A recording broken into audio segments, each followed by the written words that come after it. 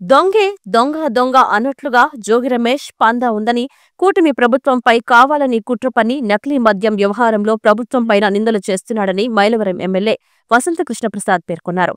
విజయవాడలో ఎమ్మెల్యే వసంతకృష్ణప్రసాద్ బుధవారం మీడియాతో మాట్లాడుతూ, నకిలీ మద్యం వ్యవహారంలో జోగి రమేష్ హైదరాబాద్ ఎయిర్పోర్ట్లో ఈ నెల 13న మైలవరంలో జరిగిన ఆందోళనలో తన పేరు తెరమీదకు తెస్తున్నారని పేర్కొన్నారు.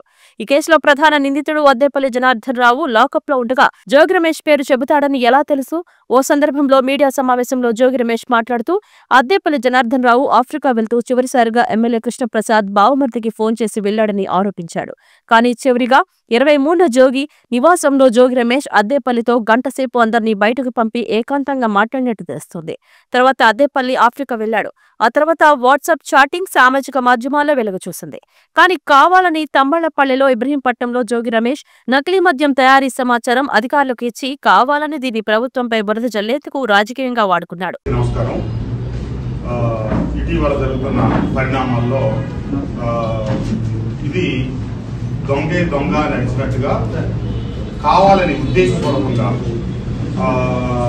జోగి రమేష్ గారు హైదరాబాద్ ఎయిర్పోర్ట్ నుంచి మాట్లాడుతా మొదటిసారి నా మీదకి ఏదో చేస్తా ఉన్నారు, చేయబోతా ఉన్నారు అన్నట్టుగా మాట్లాడాడు. అట్లాగే 13వ తారీఖు మైలవరంలో ధర్నా చేసేటప్పుడు కూడా నా పేరు దీంట్లోకి తీసుకొచ్చేదాని కోసం ప్రయత్నిస్తా ఉన్నారని ముందుగానే మాట్లాడాడు. అతను జనార్దన్ అనే వ్యక్తి లాకప్ లో ఉండగా అతను నీ పేరు చెబుతా ఉన్నాడని ఎట్లా తెలుసు?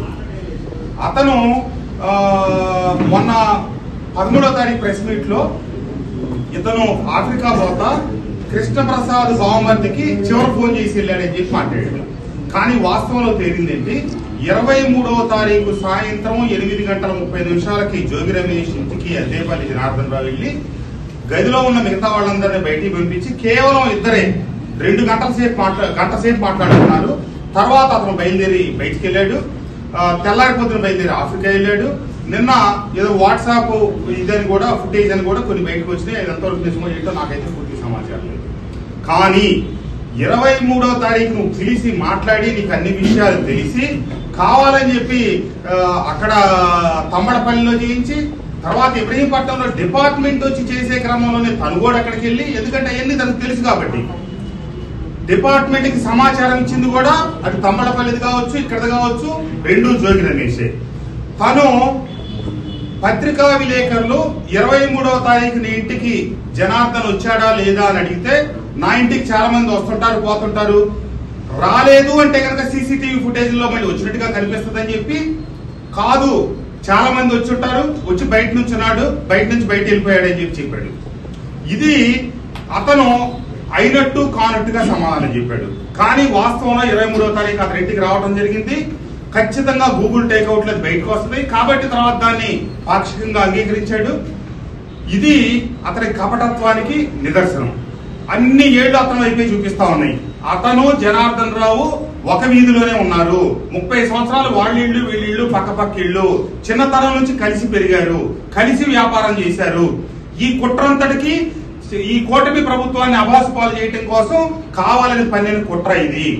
అంతేకాకుండా ఎన్నో ఎక్స్ట్రా మాటలు మాట్లాడుతూ ఉన్నాడు.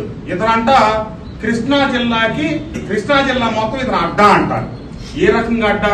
కృష్ణా జిల్లాలో నిన్న 60,000 ఓట్లతో ఓడించి చెప్పు తీసుకొట్టి ఇంటికి పంపిస్తే అది నీ అడ్డానా? నువ్వు పిస్తా బాదం హల్వా ఇవన్నీ చెప్పుకోవడానికి నువ్వు ఏ రకంగా? నువ్వు వలసవాదివి.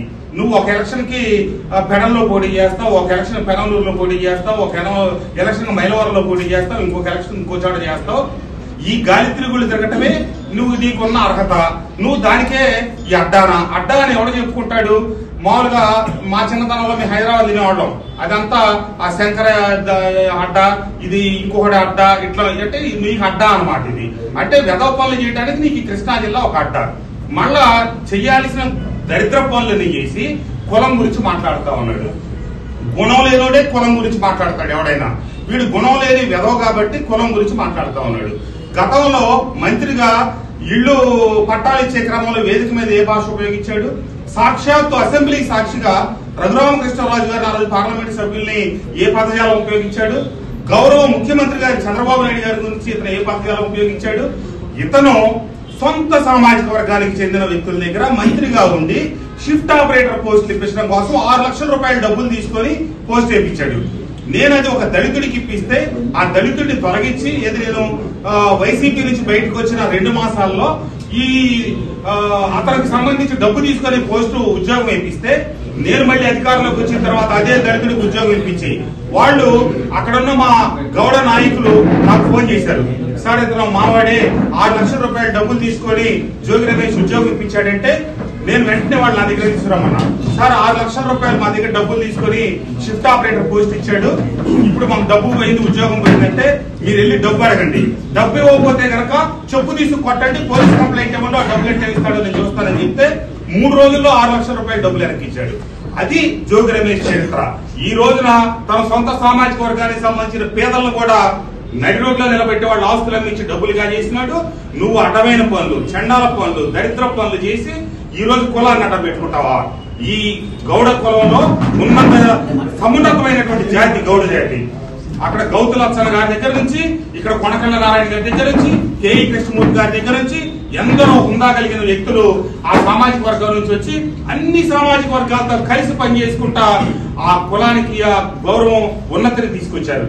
నీలాంటి చిల్లర వ్యక్తులు నీ పదవి కోసం, నీ అధికారం కోసం కుక్కకి బిస్కెట్ వేసాడు జగన్మోహన్ రెడ్డి గారికి బిస్కెట్ వేయగానే నువ్వు పోయి చంద్రబాబు నాయుడు గారి ఇంటి మీద దాడి చేసి అల్లర్లు సృష్టించి ఆ కోటాలో పదవి కొట్టేసి నువ్వు ఈ రోజు ఎంతో గొప్ప గొప్ప వ్యక్తులు ఇక్కడ నుంచి కృష్ణా జిల్లా నుంచి వచ్చి ఈ ముఖ్యమంత్రులు అయ్యారు, మంత్రులు అయ్యారు, ఎన్నో ఉన్నతమైనటువంటి పదవులు చేపట్టారు.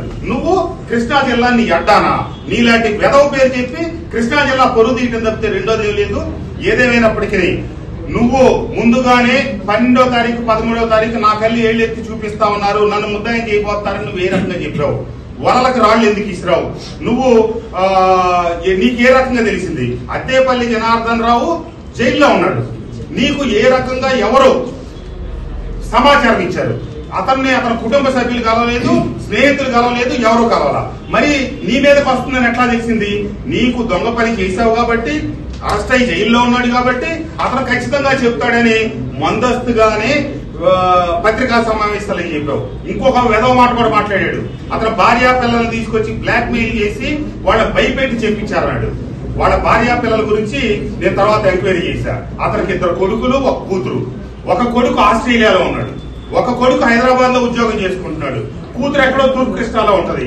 వీళ్ళెవ్వరికి నేను వాళ్ళ కుటుంబ సభ్యులతో వాళ్ళ బాబాయ్ గారి పిల్లలతో ఫోన్ చేసి ఏంటంటే సంప్రదించారా, ఏమైనా జరిగిందా, పిలిపించారా అడిగితే మమ్మల్ని ఎవరూ పిలిపించలేదు, మాతో ఏ ఒక్కళ్ళు మాట్లాడలేదు, మేము ఇంకా అప్పుడే జైలుకి వెళ్ళి కలిసేదానికి ఇంకా పరిస్థితులు కూడా ఏం లేవు, ఇంతవరకు మేము ఊరు కూడా ఒక్కళ్ళం కూడా వెళ్ళి జనార్దన్ కలవలేదని చెప్పి ఆ కుటుంబం సమాధానం ఇచ్చింది. వీడు ఎక్కడో ఆస్ట్రేలియాలో హైదరాబాద్ లో ఉద్యోగం చేసుకునే వాళ్ళని ఇక్కడ పిలిపించే డిపార్ట్మెంట్ భయపెట్టిందని చెప్పడానికి నీ దగ్గర ఏ సాక్ష్యాలు ఉన్నాయి? నువ్వు నిజాయితీ పరుడు అయితే, నువ్వు తప్పు చేయనోడు అయితే, నువ్వు దమ్మున్నోడు అయితే పత్రికా విలేకరుల సమావేశాలు చెప్పావు, నా ఇంటికి వచ్చా బయట నుంచి వెళ్ళిపోయి ఉండొచ్చని. నీ ఇంట్లో 15 కెమెరాలు ఉన్నాయి, నువ్వు నీ ఆఫీసులోకి వెళ్లే దగ్గర 3 కెమెరాలు ఉన్నాయి. నువ్వు ఆ సీసీ ఫుటేజ్ రిలీజ్ చేయి. కావాలని చెప్పి ఈ విషయం అంతా అద్దేపల్లి జనార్దన్ రావు వీడియో బయటకు వచ్చిన తర్వాత అప్పటికప్పుడు టెక్నీషియన్ పిలిపించి సీసీ కెమెరాలకు ఉన్నటువంటి ఆ డేటా అలాగే ఆ రికార్డు పరికరాలు మొత్తం తొలగించి పక్కన పెట్టాడు. పోలీసులు వచ్చి ఎక్కడ స్వాధీనం చేసుకుంటారని భయపడి. ఏమైనప్పటికీ అక్కడ ఆ రోడ్లో గవర్నమెంట్ కెమెరాలు కూడా ఉన్నాయి. ఖచ్చితంగా ఆ రోడ్లో అద్దేపల్లి జనార్దన్ రావు 8:30 ప్రాంతాల్లో రావటం సీసీటీవీలో రికార్డ్ అయి ఉంటుంది. అది ఖచ్చితంగా ఈ రోజు సాయంత్రానికి కానీ రేపు కానీ మేము మీ అందరికి తెలియజేస్తాం. జనార్దన్ రావు వచ్చినప్పుడు ఈ జోగి రమేష్ ఒక్కడు కాదు, అతని ఇంట్లో 5-6 ఉన్నారు. ఆ 5-6 కూడా దీనికి సాక్షులే. పోలీసు వాళ్ళు ఖచ్చితంగా ఎంత సమగ్రమైన విచారణ జరిపించాలి. ఇతను ప్రభుత్వాన్ని అబాస్పాలు చేయడానికి, ప్రభుత్వం మీద ఉద్దేశపూర్వకంగా నిందలు మోపడానికి ప్రయత్నించాడు కాబట్టి ఖచ్చితంగా రాజద్రోహం కేసు పెట్టాలి. ఇతను వెనకున్నటువంటి జగన్మోహన్ రెడ్డి మీద కూడా కేసు పెట్టాలి. లండన్ నుంచి రాగానే అతను అరెస్ట్ చేయాలి, ఇతన్ని తక్షణం అరెస్ట్ చేయాలని చెప్పి నేను ప్రభుత్వానికి కోరుతా ఉన్నాను. ధన్యవాదాలు.